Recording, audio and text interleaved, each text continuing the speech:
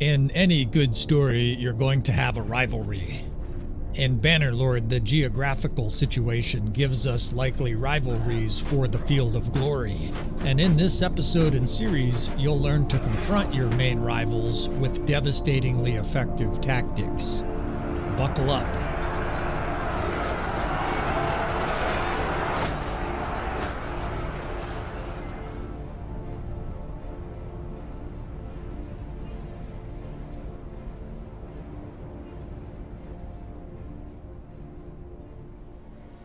Alright friends, welcome back again to another episode of Tactical Enlightenment. Our YouTube channel is dedicated to all things Bannerlord related. We're dedicated to giving you an edge in Bannerlord through the use of tactics, right? The art of war. And we're going to continue to try to give you an edge over your opponent through a better understanding of both the enemy, but also ourselves, right?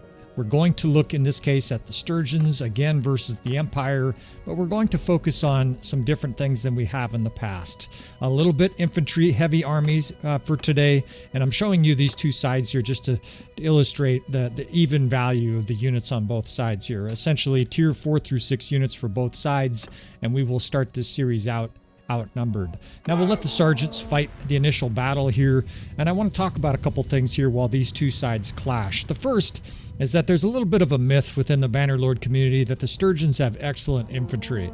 That's definitely not accurate. What you could say is that they're good defensive troops, but when they clash against other kingdoms' infantry of the same quality, they lose. Not every time, but against most kingdoms, they're at a loss. And this example is a perfect opportunity to show you how severe it is. The Imperials probably have the best combo with their Legionary and Elite Manavliaton. What you get is outstanding armor. The Legionnaire have very quick maces and swords, and they complement very well with the Elite Manavliaton that do enormous damage with a pretty quick swinging polearm. And the results are right here, right? Even though the Sturgians have this tough infantry, they're just being demolished. Now, we are slightly outnumbered for this scenario, but it doesn't matter. You can do your own tests with the custom battle menu. The Sturgian infantry get butchered by the Imperial infantry. So how do you win this first, right? We'll focus very briefly in this episode on how I would proceed if I was facing Imperial infantry. Now, we'll start with the very easiest of tactics. We'll use our 3 divisions here, and we won't get too dynamic as far as the placement, separation of units, etc. One of the easiest and simple ways to win a battle, or at least make it closer in a battle like this, is to offset your divisions and then have your cavalry attack and circle from your right to your left. We have a bunch of Javcav mixed in with the Sturgian cavalry lines, and that's a benefit to you as a player. Now, I recommend you do about 3 or maybe 4 deep of infantry. If it's too deep, then the enemy surrounds your foes. If it's too shallow, it gets broken through the middle and they'll eat you alive. I think that's about the right depth. Once they form a shield wall, our infantry line is actually longer than theirs. Now, what we're going to do here is charge with the cavalry right about the time they're engaging. So right about this stage here, while their infantry is clashing with ours, you want to charge with cavalry. That way those guys throw javelins into the back of the enemy. And that's all we're going to do here, right? Of course, besides charging with this first division, those are the only tactics we're going to do for this battle. Now, the first example, we got absolutely destroyed in this scenario. We may still lose here, but it should be a lot closer. Our archers are sort of flanking the enemy and scorching them from the side. Our infantry, at least, has a little bit of an advantage because the archers are flanking and the cavalry's chucking javelins into their backs. And it's not going to be a victory, it looks like, but at least it's closer than that first battle where we got completely smashed. In fact, it looks like our infantry might hold out. No, they didn't hold out even still. And again, this illustrates the weakness of Sturgian infantry compared to the other kingdoms. I think the Imperials and the Aserai probably, from a simple infantry block tactic, in other words, a shield-walled giant mass of infantry, are the 2 best kingdoms. Palace Guards and Aserai veteran infantry are outstanding. Now let's do tactics here that will actually work. I know these will work because these are universal tactics for all the different kingdoms. We're going to do just a little bit of separation of units here. Not too complicated, I hope, but a very simple step here that I think will yield the difference in a battle like this. You have 2 archer divisions. You want to have 2 archer divisions like that so they can flank the enemy and shoot them at multiple spots. And then what we're going to do here is bifurcate our cavalry and our infantry into 2 divisions. Relatively simple because this can all be done before battle. We give the 7th Division javelins because they're excellent at attacking, and quite honestly, the spear cavalry in the 2nd Division is going to be static. In other words, they won't move at all until the battle is almost over. That is because spear cavalry and Bannerlord, as of the making of this episode, suck. They just do not work very well. So they are relegated to defense here. However, they do an excellent job of defense, and we're going to use them in a ring defense. So think of it this way: excellent defensive cavalry in the 2nd Division. Those are your Drudziniks, etc. And then the 7th Division of cavalry will have javelins, and they will be told to charge. Now, 2 archer divisions, and we're also going to protect our right flank here with this 7th Division. It's just for the first 30 seconds of the battle, and I want them to sort of distract and absorb attention from enemy cavalry.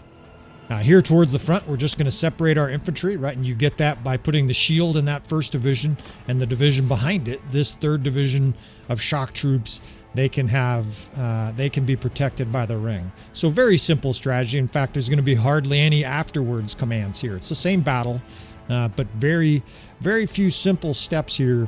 And I think this will finally yield a victory in a situation where the previous 2 examples, we didn't just lose, we got blown out. Now, it helps that the archers are spread out and behind these defensive units to start. They're going to start working on the horse archers. The archers that the Sturgians have do have that great advantage of ammo, so you're just not concerned about holding ammo here. Dipshit cavalry is suiciding through the middle. All right, so right here, this is where you want the enemy to attack your center. If they attack somewhere else, you should move those units away. Now we're going to charge with the cavalry, and those guys will start dumping javelins into the back of the Imperials. You can actually see them getting drilled by arrows and javelins. Now the enemy's attacking our square, and that's good because our archers are working this whole time. Now we want to charge with that shock troop division. The 3rd Division has mostly the 2-handed shock troop axemen, while the square plays defense. Those guys roar up. At this stage, you can also just charge with everybody. And even though it's not that many steps compared to the previous battle, I think it looks close, but I think we're ultimately going to win this. So very simple steps here, and it does look like it's going to be successful. Now the enemy still has a bunch of archers to deal with, but their infantry just routed.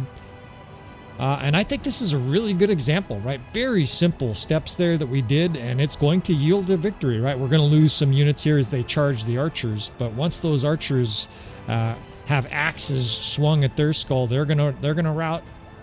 And indeed, this battle is going to the Sturgians. So we were able to finally win this battle just with some basic tactics. Now let's introduce the wild card. Right? We are going to introduce the Lake Rat Wrecker. Speaking of the minor clans, right? So minor clans, there's all kinds of different minor clans in Calradia, and most of them are relatively similar in strength. There are a few that are worse than others, but in this example and the future battles here, we're really going to be able to demonstrate the stunning power of the Lake Rat Wrecker. Even the Lake Rat Veteran is outstanding. So for this example, let's go ahead and just get rid of our Tier 4 Spearman and Tier 4 Virag Veteran, and we'll take on a Tier 3 and still probably be able to win here. Now we're going to have to make this harder. But let's just show you the devastating power of skirmishers in Bannerlord. True skirmishers. In other words, these units are not very good at hand-to-hand combat. In fact, if you send Lake Rat Wreckers in to fight legionaries, they will get blown off the battlefield. But at range, it's unbelievable how devastating they are. And hopefully in a sequence of battles here, we can show you precisely that.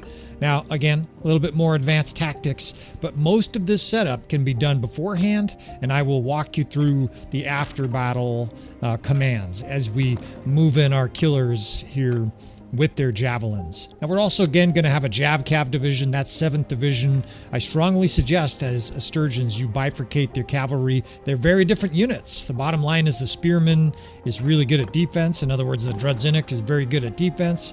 But their Jav-Cav is outstanding at offense, so much so that it's far superior despite the fact that it's a lower tier.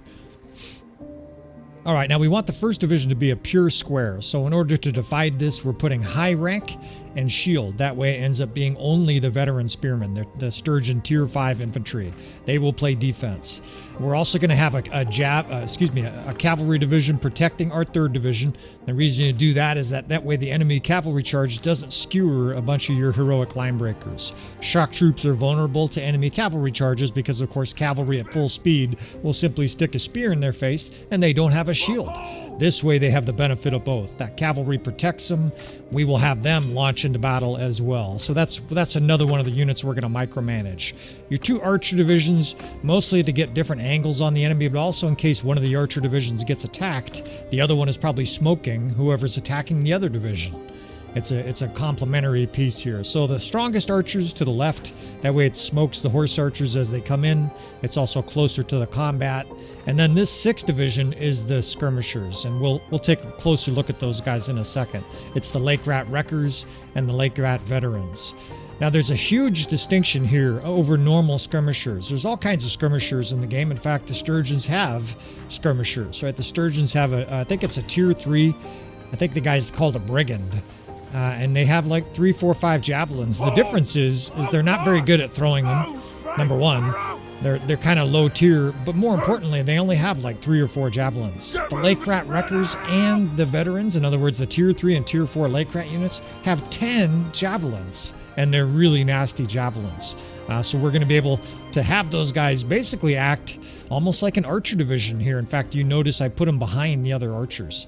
That's because we're going to bring them up once the enemy commits. That's an important distinction. Don't put your skirmishers out in front unless you plan on kiting. Also, we're going to hold fire here so they don't chuck 900 javelins at the first horse archer that runs by. This kind of micromanagement is confusing at first, but once you start to set up formations like this, you fight a handful of battles, and I recommend the custom battle, by the way, for practice in this instance. Get yourself some practice with them. It'll get easier and easier for you. Now this cav division, in addition to attacking, is also going to play a defensive role. Right here in front of us, see the enemy cavalry coming up. We want to shield both our archers and our skirmishers from attack by moving this cav division closer to the enemy cav. I'm also backing up that 1st division right into the gauntlet, right? We want the enemy attacking that square, and you can do that by having it sort of out in front, waving it like the proverbial flag to the bull. And then once you hear them charge or you see them attacking it, bring these skirmishers up, right? And as soon as they're about, I'd say 30 yards away, they will start firing javelins, and they can now remain on fire the rest of this battle. Every single guy here is throwing javelins, and the enemy is going to get liquidated very quickly. It doesn't matter that they're elite units. When you get hit by dozens of javelins, you get melted. Now the far side will charge with that 3rd division. I've got a couple Legionnaire here interrupting my little demonstration. The other thing I did there is I put a cav line, that 2nd division that was in a circle, facing the enemy archers in a shield wall to basically nullify the enemy archers. Alright, so those Legionnaires have fucked off. Now you can tell these skirmishers to charge. You want to wait with that charge. If you charge too early, of course, the enemy will magnetize to them and you'll get mangled. It's very important to protect your skirmishers, but the enemy is now in a complete, absolutely diabolical maelstrom. These javelins are flying everywhere. Axemen are chopping them from the other side. Our 1st division we charged with, and the enemy's dead here, right? They're just full of javelins. In fact, here's your culprit sticking out of that guy's back. This guy caught one right in the head. And you could see the evidence of their success, not just by the death span, but like looking at the battlefield. Every guy here has 2, 3, 4 javelins. In fact, it looks like a graveyard of javelins, as the Lake Rat Wreckers still are throwing javelins.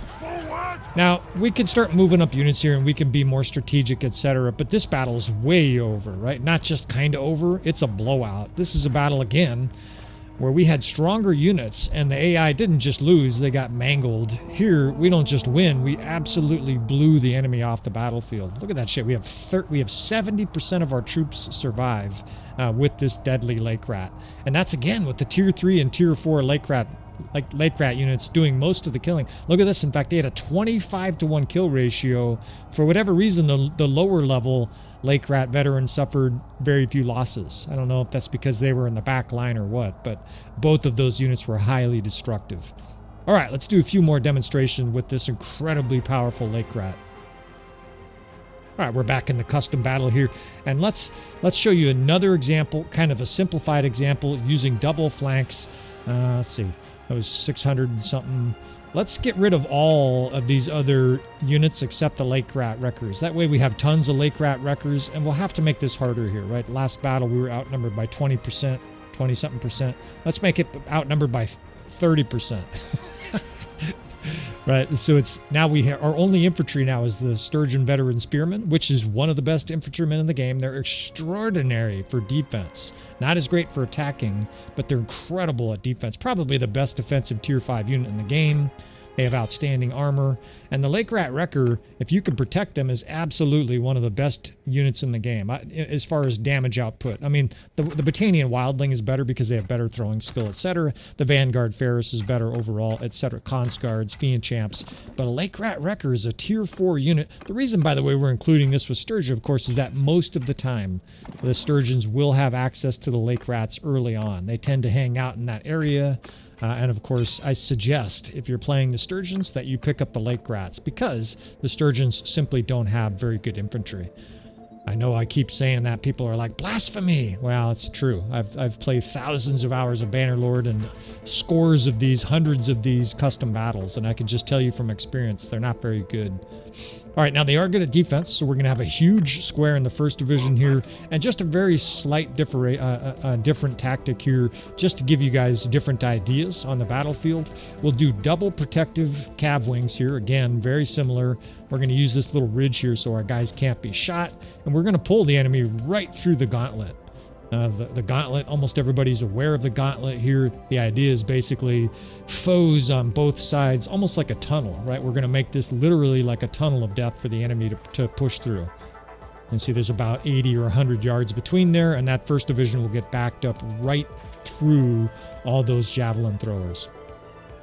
Some finesse necessary here, and just to add to the enemy's misery, we can, at the back of the tunnel, we can have archers shooting right down right down the chute. Now, I've got to adjust these units. See how they can't see? So let's adjust our lines here a little bit before the enemy arrives.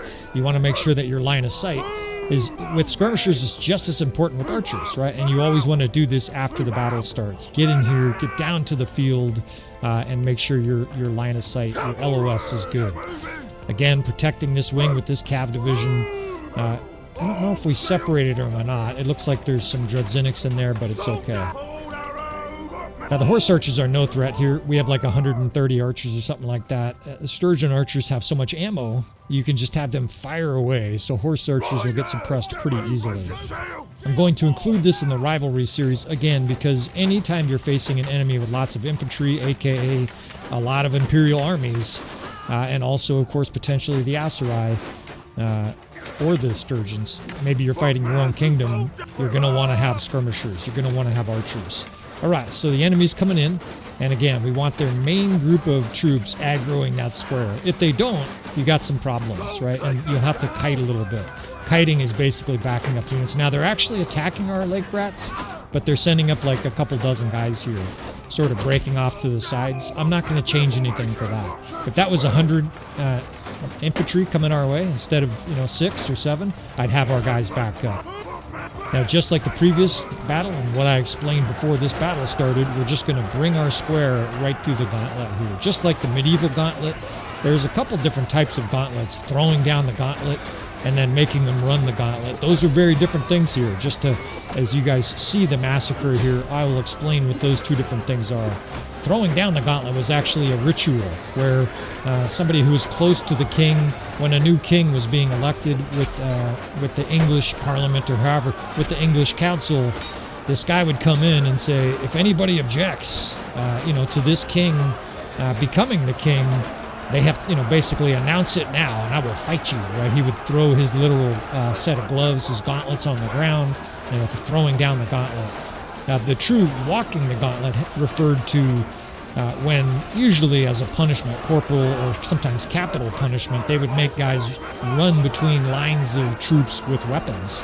And then, of course, they'd get hacked to pieces. Everybody would get a shot to stab and spear and slash whoever it was that was being executed. Had to add that little history in here because you guys, seeing what was going to happen there, you could probably guess what was going to happen here, and the results were predictable. Just like that first example, the enemy got completely melted. And, there's a handful of brave troopers here that we have to cut down by hand. Again, we have this 2nd Cav Division protecting everybody. And just like that first example, the infantry didn't just lose, they got obliterated, right? It wasn't close. They melted. Most of our lake rats are unharmed. They're still firing javelins. 10 javelins is a lot, right? There's no other example besides the Beni Zilao. I think it's called a Royal Guard. And the other one that has 10 is the Battanian Wildling, which is probably my singular favorite unit in the whole game. Now, our cavalrymen's getting shot off their horses here, but they did their job, right? They protected us.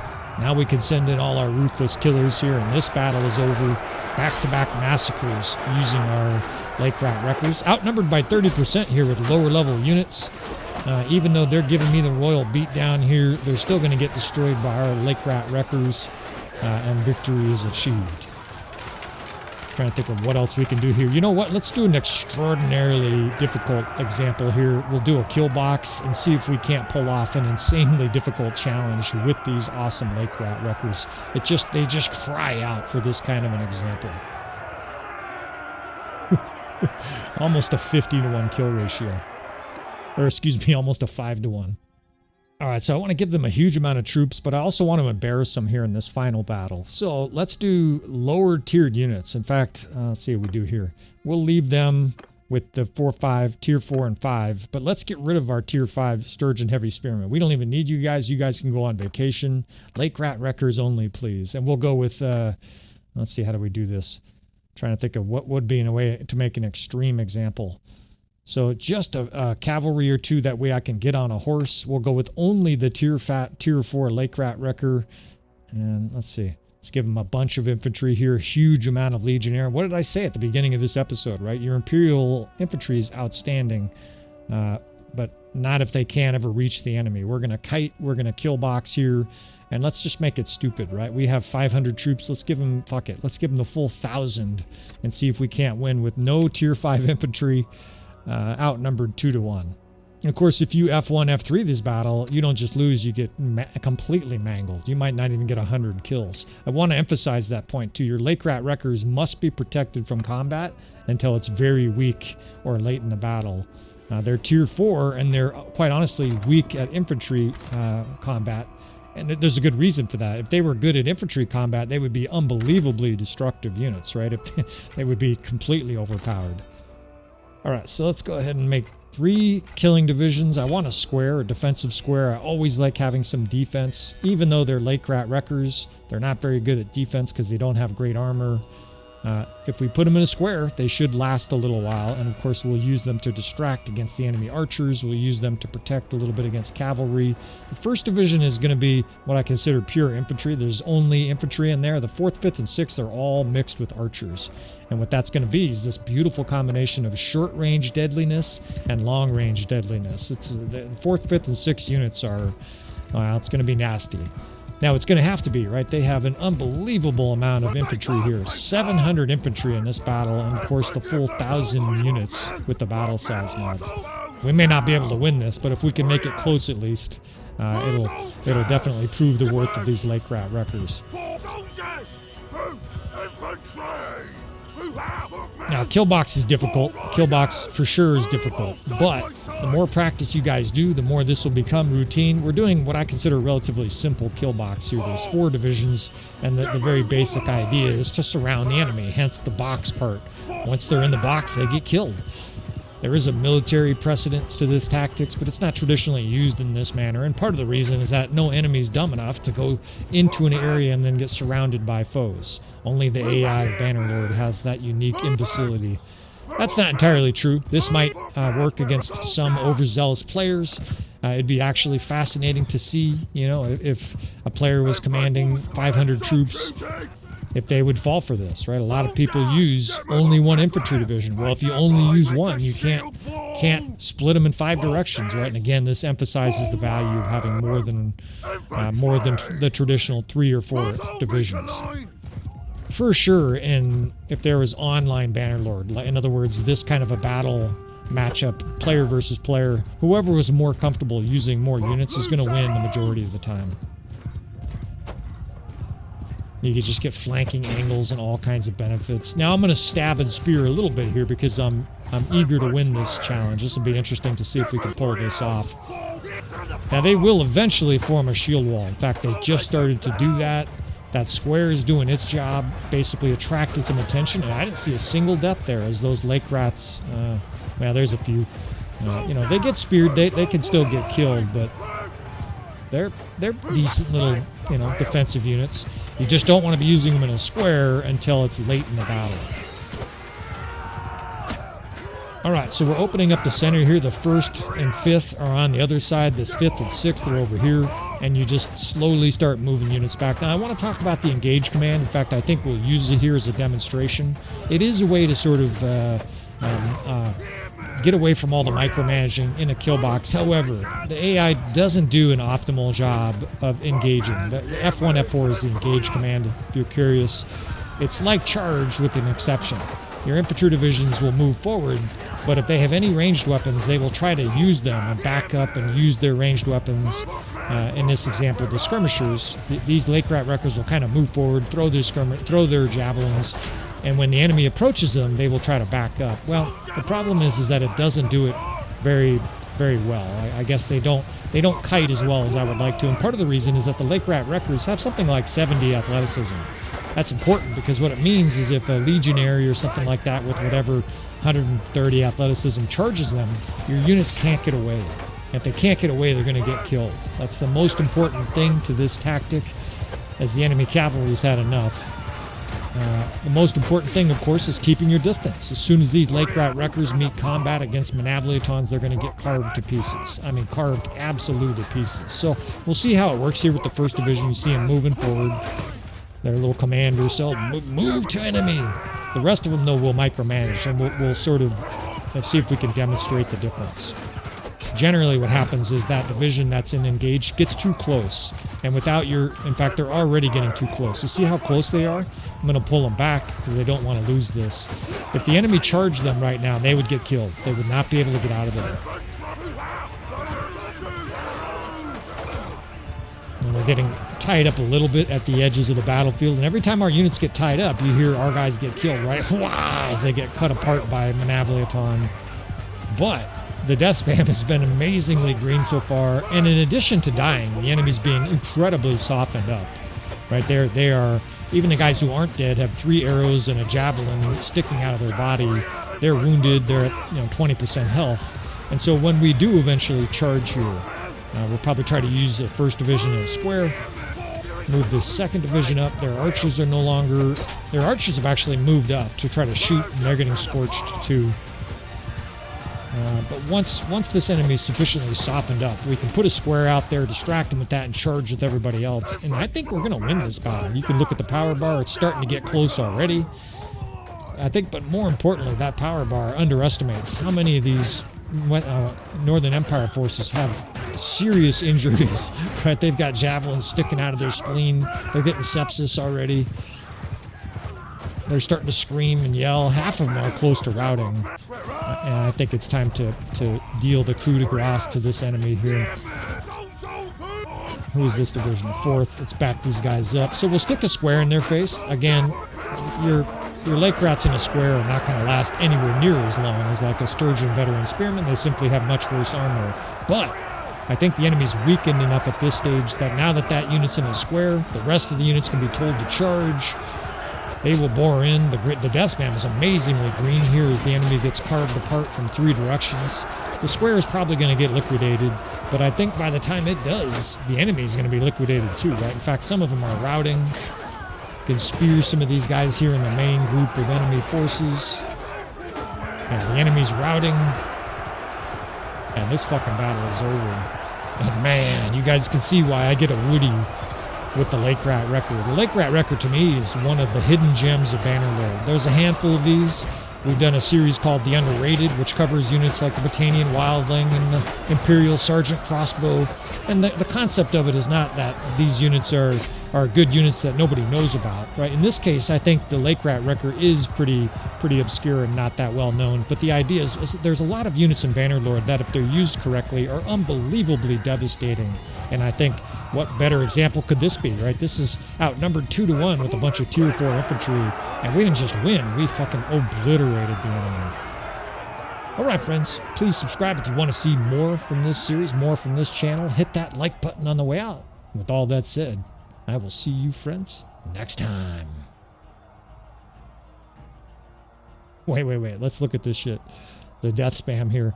630 kills by the Lake Rat Wreckers. So a 5-to-1 kill ratio against incredibly tough Imperial units. Again, I'll reemphasize, the Imperials have unbelievably strong infantry. Very tough armored units. The Legionary, the Elite Cataphract, and they got melted. Look at their Cataphract got 1 kill, and 44 of them were either fled or got killed. Savage indeed. The Bowman did a little bit of work, right? The veteran Bowman, but most of the work here was by the Lake Rat Wrecker.